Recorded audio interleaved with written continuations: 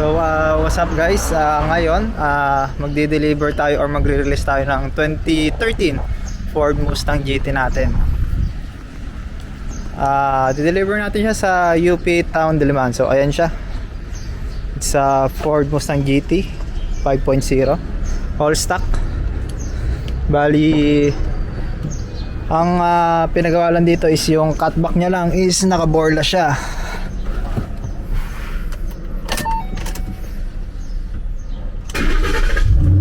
Yun, napaganda ng tunog.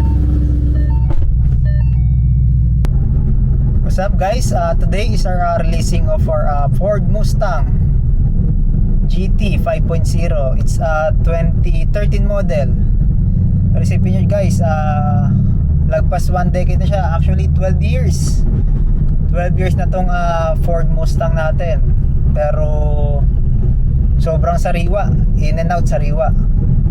Baga, para siyang good as new na rin. Kasi alaga nga naman. It's a 2013 model.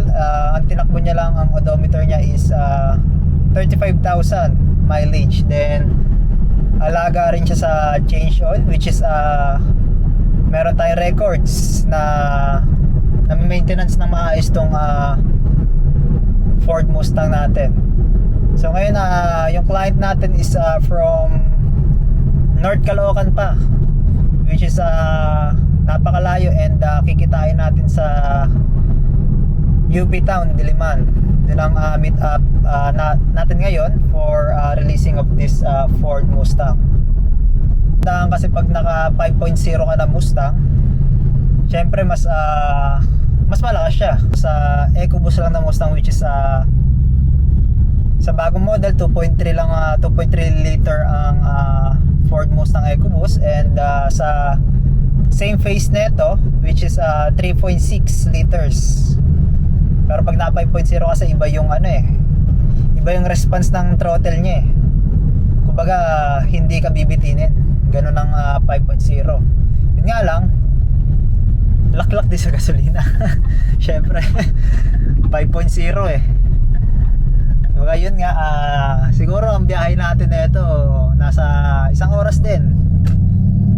Depende sa traffic. Sana naman na makisama na hindi ganun ka-traffic ngayon dito sa C5. Tingnan natin. Pag na-traffic siguro mga 1 oras, medyo malapit naman malapit na tayo, nasa C5 naman na tayo eh. I-release na natin to. Tara, samahan nyo ako. So, yun na nga guys.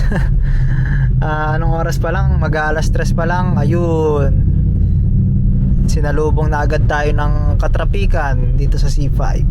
Wala naman tayong magagawa dyan. Pag ganyan, asahan mo malakas kumonsumo, lalo na't 5.0 ang dala natin ngayon.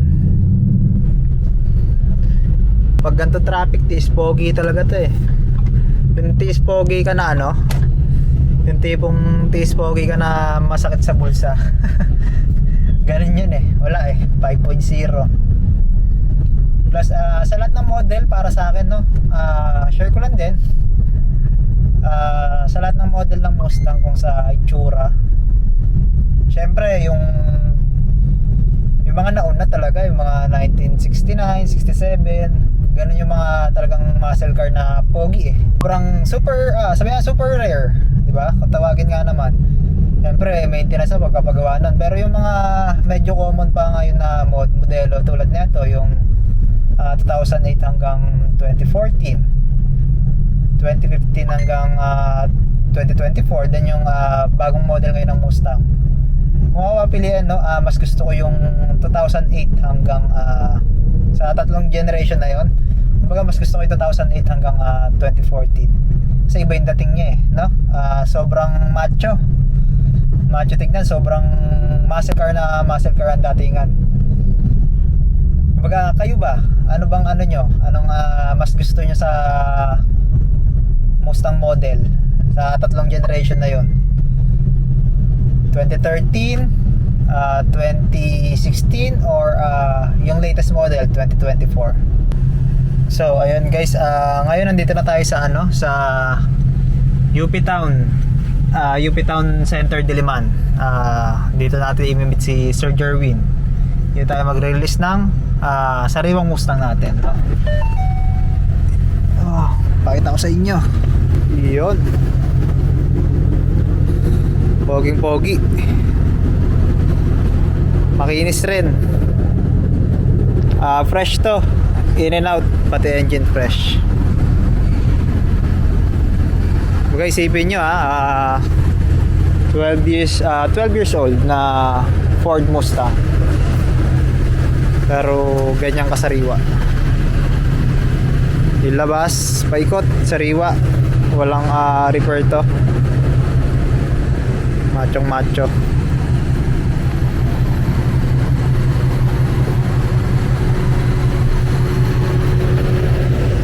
Yun, labas niya sariwa.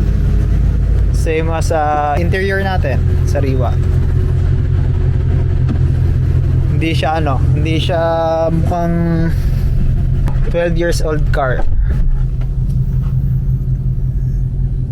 Sariwa, mga leather. Kala mo hindi nga nagagamit eh. Parang hindi siya naupuan. Yung ceiling, sariwa. Yan, no? 35,000 odometer. Kumbaga ganito yung mga unit na binaby talaga ng mga first owner.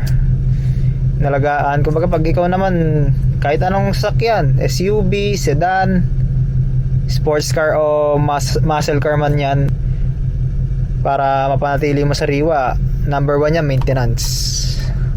No? Dapat marunong ka mag-maintenance ng auto mo kasi yun yung nakapag-stay ng kagandahan ng engine natin. Yung pag-maintenance natin ng unit.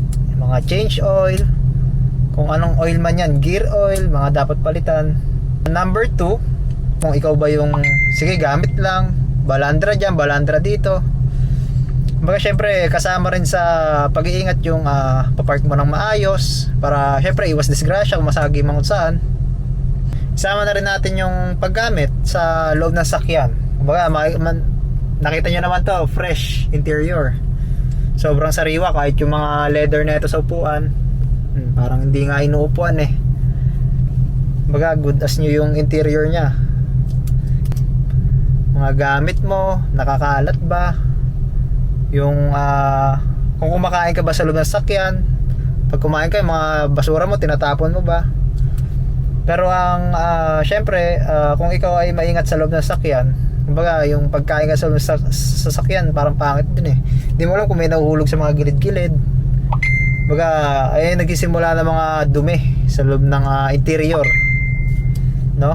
Kumbaga ayun lang yung ayun yung mga basic tips natin. Kumbaga hindi ako professional, no? Kumbaga ayun lang yung mga kaalaman ko, binabahagi ko lang sa inyo.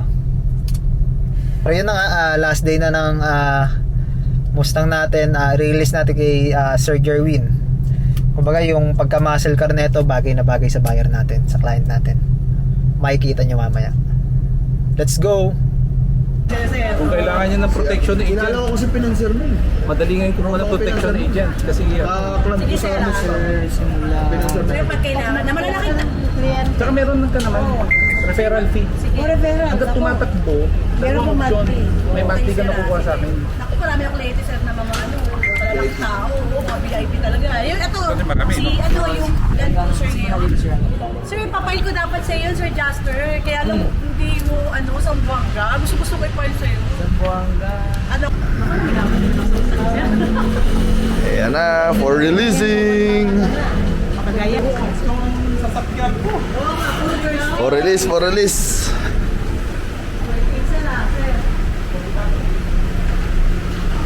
Ford Mustang GT 2013.